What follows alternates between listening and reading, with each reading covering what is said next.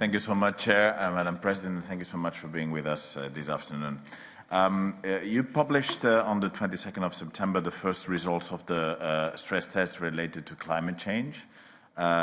Interesting results. Of course, the stress test pointed that the companies, businesses and banks will be confronted to increasing climate risks.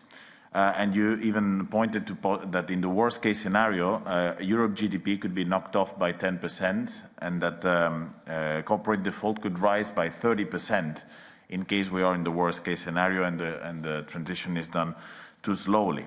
But if we compare that with the decisions taken during the monetary policy review, we don't see that sense of urgency in the proposals you made, in the sense that there are actions there and we acknowledge that, but we still don't have a clear policy when it comes to climate change related to the collateral policy, to the corporate bond purchase program. So I would like to ask you, for how long will the ECB continue buying highly polluted corporate bonds? When are we going to depart from this market neutrality principle that you yourself have criticized many times here in this committee? I know that there are proposals, you have proposed to work on alternative benchmarks for 2022.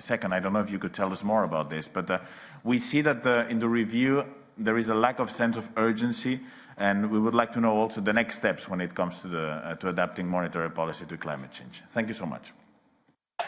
Well, thank you so much for your question, because you give me a chance to really clarify and re-insist again on what I regard as an imperative.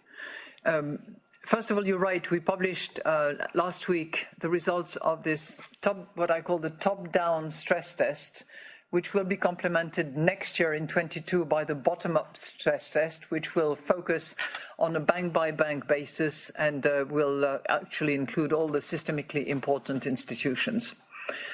But this top-down exercise was a monumental task of actually mapping various databases on taking into account the pre-latest scenario of the NGFS. So it can be challenged, and I know that some people argue that it is not exactly accurate because the scenarios that we've used are not the latest NGFS scenario. But that aside, the mapping of all the database has actually helped us put together 4 million firms worldwide, which are the counterparties to the banks, and 1,600 euro area banks. So by mapping those databases together, it helped us identify exactly what the risks were, particularly the physical risks, even more so than the transition risks, where they were located, how concentrated they were, and what the consequences would be.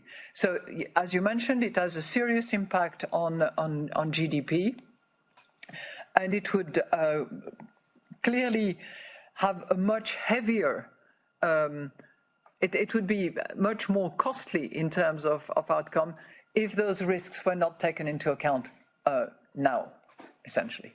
So that brings me to your sense of urgency.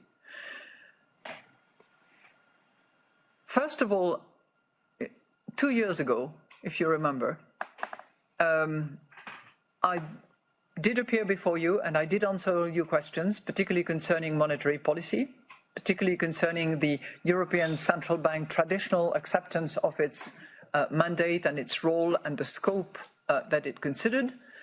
And I indulge you into accepting the fact that I would continue talking about two aspects: climate change and the role of women in the economy. And on climate change, it wasn't a given 2 years ago that it would actually feature, as it does, in the strategy review conclusions of the Eurosystem, and that it be regarded as strongly by all governing council members, as they did.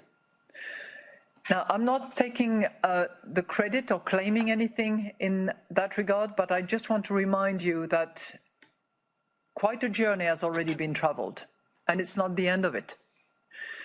So rather than advocating the urgency of the matter, rather than giving, critically important speeches on how urgent and critical it is, what we decided to do was to actually lay out the steps, the sequence of events, the responsibilities, the jobs bit by bit, piece by piece, over the next 2 years. And work is underway. I can assure you that steps have already started.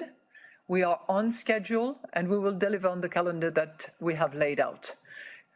22 and 23 will be critical years, not just for us at the ECB, but for the Commission and for you, the Parliament, in order to help support those commitments that we have in relation particularly to information and disclosure, which will in turn help us understand what kind of risk we are carrying on our balance sheets and how we can eventually alleviate those risks. And that will have to do with collaterals, that will have to do with purchases, that will have to do with the terms under which we purchases. And that will come, of course, on the top of how we factor in climate change matters and the fight against climate change and the protection of the environment in our monetary policy in general. And that will touch on everything ranging from statistics, models, and the actual definition of price stability going forward. Now, I've only talked about what we do in terms of central banking here when it comes to monetary policy in particular.